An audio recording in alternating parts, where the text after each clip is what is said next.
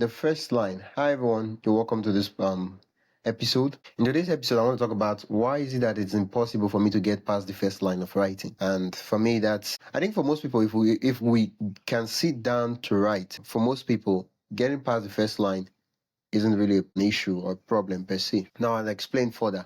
First, what's the first line? What's the significance of the first line? The first line is the introduction. Most times, would had cases where people would say, "I get to know if a book is worthy, if a book is important, if a book has any value to it by the first line," and it's such a starting point that a lot of people get into it, and you don't want to ruin it. You don't want to mess things up. You just want to get a solid start. Now, let's not forget something that fiction or non-fiction, the beauty about writing is that you can edit it. You can always edit it. You can always work on it and edit it. And though it will take time to edit it, depending on the volume of work you've written, but as I said earlier on, that the cost is not as compared to other professions. The cost you're paying for is time. The raw materials you use, but that time it's something really, really, really expensive, but it's something you could work on. For most people, they use something you could work on. But then I'm asking myself, why is it that I cannot just get past the first line of writing? Why? Well, the first reason is because I'm afraid, I'm so obsessed with perfection that I'm afraid of losing, such that I realize that if I do not write at all, I would not have failed. Yeah, it's just like you're afraid of getting boxed in the face in the boxing tournament, and you're like, I don't enroll for the boxing tournament. So what happens if you don't enroll for the boxing tournament? If you don't show up for the tournament, you won't fail. You won't be beaten. Nothing will happen. You won't lose a fight. But then you already lost because you didn't play. Like everyone who is not in the game has lost as regards to the game. Yeah. There's really nothing you can probably talk about that, oh, you would have won, you would have this. If you're not in the game, you've lost as long as you're not in the game. So as regards to writing, if you're not writing because you're afraid that the perfection, your work will not come out perfect, you have actually created an imperfect work, and that is the most terrible thing you probably could do. And while I'm thinking of that, while I'm asking myself that, okay, I'm afraid of perfection, I'm afraid of perfection, I'm afraid of perfection, and another doctor, a story is playing up in my head. And what is the story? It's the story of a woman who she wanted to write, and she was like the write-up she was working on was very, very important, but she couldn't just come up with the first line. So one of these days, she went to meet a mentor, a very old writer who has been writing for some time, someone she looks up to and she really, really, really respects in the field. And she asked how I'm struggling with this. This is my story. I can't seem to put out the words to write and all those things. And this old writer said something. And what did the old writer say? She was like, the beauty of the sunrise is in its existence, not its perfection. Wow. The beauty of the sunrise is in its existence, not in its perfection. And so we realize that the beauty of your work or beauty of a piece of an act is in its existence, not necessarily perfection. There are a lot of work of arts that are not necessarily perfect, but their imperfection makes it a perfection somehow. I don't even know what I'm saying, but you get what I mean. So the whole idea is we're so afraid of failing that we don't even get to write anything. The other thing we're afraid of is judgment. What will people say that my work is not probably good, my work doesn't amount to anything?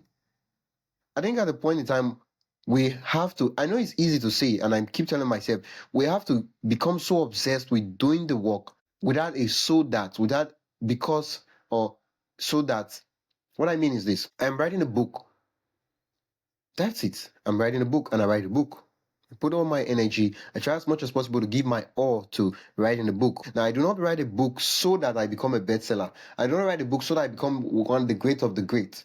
Now, if you're doing that, there's nothing really bad about that, but just that the pressure is just so much. It's very, very heavy. A lot of pressure. And things cannot just really go wrong.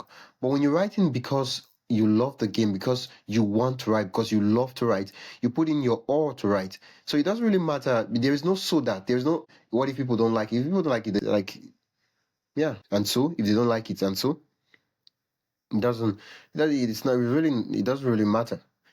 Because the practice itself is the game. The game itself is showing up, it's writing. That is the game. That is the reward of the game. Writing, and writing with your all and to the best of your capability at the moment you are writing. This is what you need to tell yourself. This is what you need to remind yourself. Every other thing is what seeks to pull us from the craft, is what seeks to overwhelm us with so much responsibility that we don't even get to write in the first place. So the question is, why can't I move beyond the first line? It's probably because we are so obsessed about the first line that we don't get to write the first line. And a couple of things I'm thinking of is we could do free writing to get started. We could just free write and write stuff, just write what we want to write. But then there's a problem with this, is that oftentimes we free write, but then I realize that when I free write, my stories, my write up doesn't really have any theme or plot or anything. It's just a bunch of me rounding and writing on paper. Which at first writing it gets me to write, which is a great form of progress. But then I want to write a story. I want to write a story that I would read, I would enjoy. Again, I don't just want to write someone ranting. That's torturous, man. Okay. So free writing is a way to get started. And what is free writing? It's just sitting down and writing what comes to your mind, just writing it without a filter, without any break, without any editing, without just write freely. There are no rules, and the only rule is to keep writing. That's it. And then you just write. Another thing could be setting small goals. It could be I want to write a number of words, and you just write that goal. And you make so much that your goal is no longer a result oriented goal, but an effort based oriented goal. So it's more like I would write so number of words in so number of time in so number of days. Like it's something that is in your power to control. A variable is not in your power to control. If you look at it, really, really look at it. If you're a writer, you can't really control if your work gets to the bestseller, but you can put in your all to write the work, to write the story. Yeah, that's what you can control. Every other thing you cannot control, but you can control what you can control, and that should be what you focus on. That should be what you obsess over, not the rest. Okay. So the next thing, one of the ways you could also do is that we talk about first line. The sweet thing about first line is you could actually use writing prompts to start as first line. There are a lot of great, incredible first lines out there. You can use that as starting point to start your first line. And one thing you should also know is that if the first line is not so good, you can always come back and edit it. Like once you're reading the story, you can come back and edit the first line. You can edit the last line too. You can edit it, so it shouldn't be a struggle. Sometimes you could probably just put X X X X X X or Y Y Y. Once you put that, you move on and you start writing the story, and then you come back and you write an opening line, a first line for the story. That way, or you could use it to get started. It doesn't really matter. Sometimes you can start, and then after writing the novel, you realize that, oh, I could actually workshop the first line to make it better. And then you workshop it and make it better. You get, it is thinking of it this way. What other anecdotes could I possibly explain to say this? It's more like the beauty of a garden is not just in a particular plant per se. It is in the whole collection of plants, in the whole collection of flowers, the whole collection. And there are a lot of flowers that on their own they might seem ugly, but when put together, they're beautiful. So as I said earlier on, the beauty of the sun is its existence, not its perfection. Yeah, the beauty of the sunrise is existence, not its perfection. That's it basically. So you could use free writing, you could set small goals, you could use writing prompts with a lot of first line writing prompts. You can check it out at buildwriting.com. There are a lot of prompts out there. One thing you could also do, I said it earlier on, is you can always edit it. Never forget that you can always edit your first line. That should not be a problem when it comes to writing. Think of it this way: once you finish writing, you can always go back and workshop it and make it better. So you shouldn't be so obsessed over the first line that you don't get to write at all. Any that gets in the way of writing when you sit to write is an excuse. Yeah. Like, if you think of it this way, most people are in billion-dollar experiments where they spend a lot of money, but then they do things and they make mistakes, but they get the stuff done anyway. Like, imagine if I paid you 50, or let's say $100,000 to write, and as much as you feel that there's so much pressure on you, you would still want to write, because if you did not write, then the money I spent on you would be a waste of time, a waste of money. Because if I spend $100,000 on you because I expect you to write a book, and you don't get to write a book, then I wasted the money. I could have spent that money on someone else to focus on writing the book.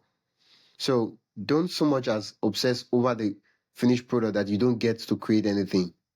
The beauty is in creation, not the perfection.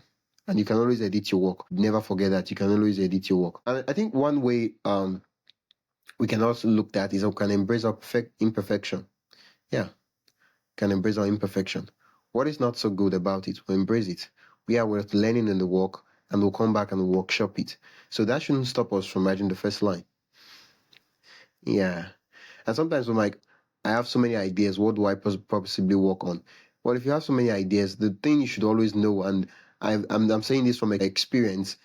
If you don't pick one, you will lose all. But sometimes having so many ideas looks like you have so many kids and someone's like, pick one. Which one is your favorite? Like, it's kind of really, really hard. It's kind of hard in such a way that they're like, pick one. And if you don't pick one, you lose all of them. And you're like, I'm not going to pick anyone. Father Lord. Now, I know that's a terrible example. I probably shouldn't be giving that example as regards this thing. But I'm just saying that it would be wicked of you not to pick someone. Like, oh, I love them so much, I'm not going to pick anyone. And everybody's just going to die. Like, no, come on. You have to pick someone. But then also know that no is not never. You have this brilliant idea. Once you're done with this, you can always get to work on the next project, and then the next project, and the next project. And ideas are cheap, ideas are common, ideas are everywhere. Anyone can pick up an idea. Execution is what matters. Manner of telling, the storytelling, that's what matters.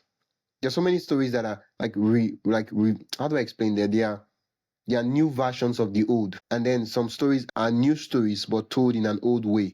As Shakespeare said, there is the old being told new and the new being told as though it was old. I think in one of his sonnets, that's what he talked. He described what a writer, the job of a writer. And so, yeah, don't be so obsessed over, because the thing is that over the years, you just realize that, oh, for 1 to 3 years, what did I actually work on? I didn't work on any of the ideas. Ooh, that's really bad. Yeah, that's really bad.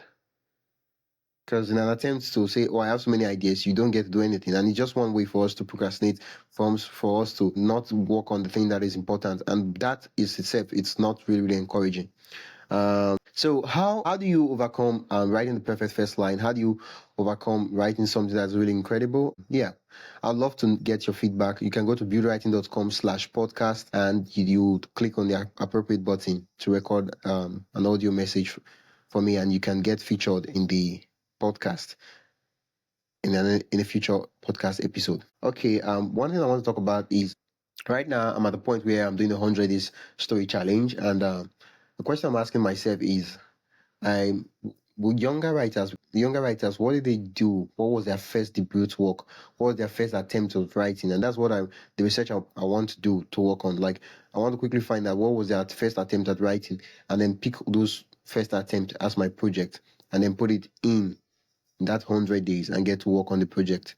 And when I finish the project, I work on the next project. When I finish the project, I work on the next project. That way it's more exciting, and there's this having a project gives you structure and form.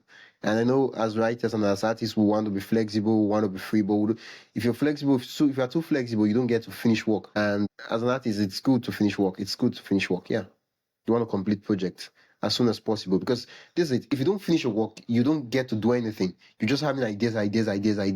But then when you finish your work, you are free from the work itself. It's not like we actually finish your work, it's just that we stop editing somehow. Because when you go back to your old forms of writing, you're like, wow, dude, a lot of things I could have changed, but it's published. So especially for fiction, you can't really like I've not really seen instance where you edit fiction. It's written, and that's it. It's out there.